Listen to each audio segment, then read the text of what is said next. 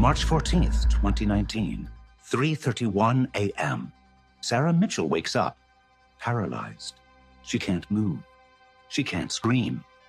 And there's something in the room with her. A figure, but it's too tall, blacker than the darkness. It leans closer. 3 minutes later, it's gone. And Sarah joins millions of people throughout history who've seen the same thing. Same figure, same terror. Science calls it a hallucination. But what if they're only half right?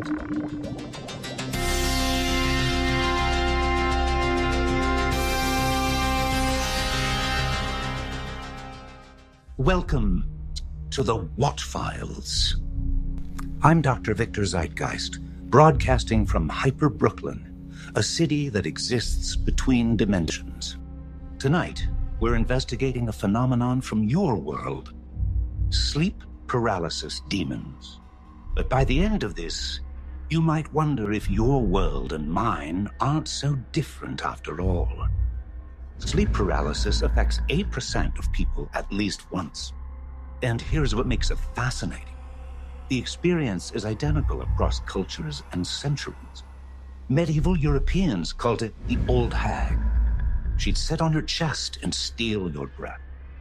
In Japan, kanashibari, bound by a metal rope. Mexico, Newfoundland, Africa, Asia, different names, same entity.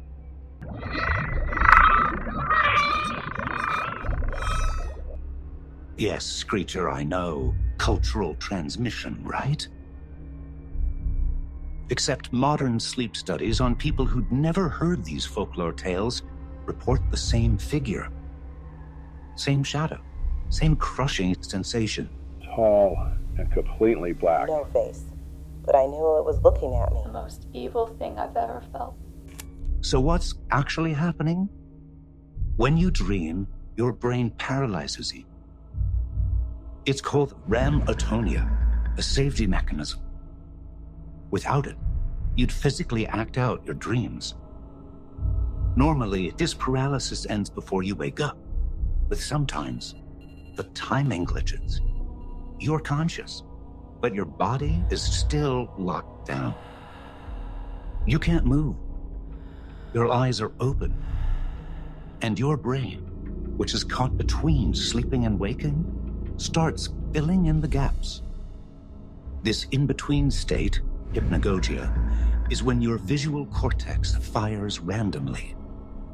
You see things that aren't there. A crushing sensation? That's your chest muscles still partially paralyzed. Your breathing feels restricted. So your panicked brain invents a reason. Something's sitting on you. The shadow figure, a byproduct of your threat detection system activated, while your rational brain is still offline. Evolution wired us to see predators in the dark. When you're paralyzed and terrified, your brain manufactures the ultimate predator.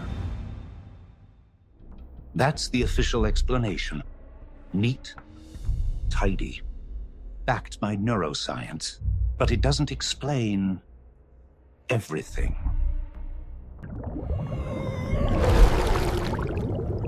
Let's talk about what the textbooks leave out. First, there's the consistency problem.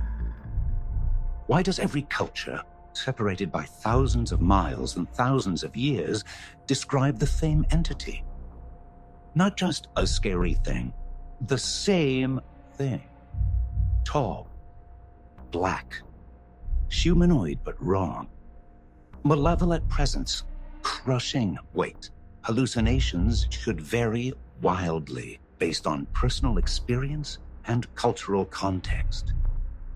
If I hallucinate a predator, I might see a bear, a wolf, or a home invader, all depending on my fears. But sleep paralysis victims all see the same figure, even when they've never heard the folklore. Second, the multiple witness problem.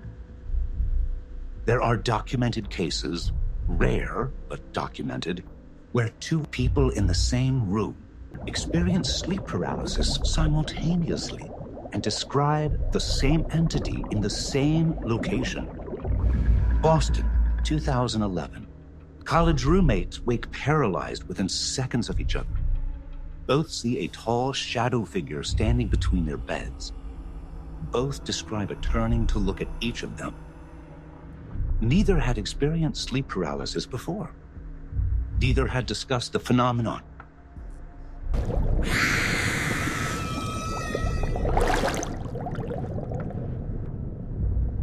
Yes, Screecher, that's problematic for the hallucination theory. Third, the electromagnetic anomalies. Some researchers have detected unusual EM field fluctuations during documented sleep paralysis episodes. Now, correlation isn't causation. The brain does generate electrical activity, but the patterns don't match normal sleep stage signatures. And fourth, the historical persistence. This phenomenon has been reported continuously for at least 1,000 years. The descriptions haven't evolved or changed despite massive cultural shifts. The medieval peasant and the modern college student see the same thing. So we have universal consistency, multiple witness cases, unexplained EM readings, and historical persistence across cultural boundaries. The official explanation accounts for individual experiences, but it struggles with the collective ones. Which brings us to a different theory, one we've observed here in Hyper Brooklyn.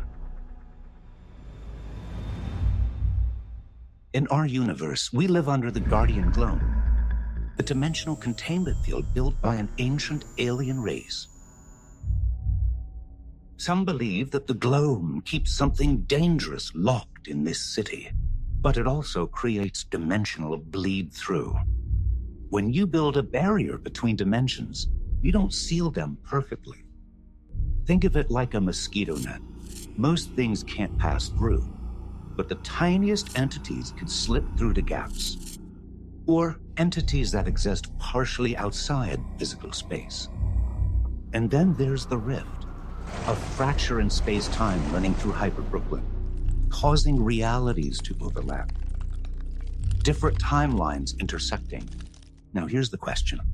What if barriers between dimensions are naturally thinnest when consciousness is between states? When you're falling asleep or waking up, your consciousness isn't fully anchored. You're between the waking world and the dream world, which may itself be a dimensional layer we don't understand. In that liminal moment, paralyzed, vulnerable, caught between realities, what if something can cross over? Not something that wants to hurt you, but something that exists in the spaces between dimensions. A dimensional entity drawn to the electromagnetic signature of consciousness in transition. The shadow figure isn't a hallucination, and it's not a demon. It's something that exists primarily in dimensional interstitial space, the cracks between realities. Most of the time, you can't perceive it because you're fully anchored in your dimension. But when you're in sleep paralysis, caught between REM and waking, your perceptual field briefly overlaps with theirs. You see each other. The entity, sensing your consciousness, investigates. That explains the consistency. It's not different hallucinations, it's the same type of entity. That explains the electromagnetic fluctuations. That explains multiple witnesses occasionally seeing it simultaneously. And it explains why cultures separated by thousands of miles report the same figure. Because it's not cultural transmission, it's direct observation. In Hyper Brooklyn, we call them Rift Watchers, entities that exist in dimensional margins, drawn to consciousness in flux. Not hostile, not friendly, curious. Is this the truth? I don't know. But it's our truth, what we've observed here, where the barriers between realities are thinner than anywhere else. So what do you think? Brain glitch creating nightmares fuel? Or something watching from the spaces between? Either way, they don't stay long. Most of the time.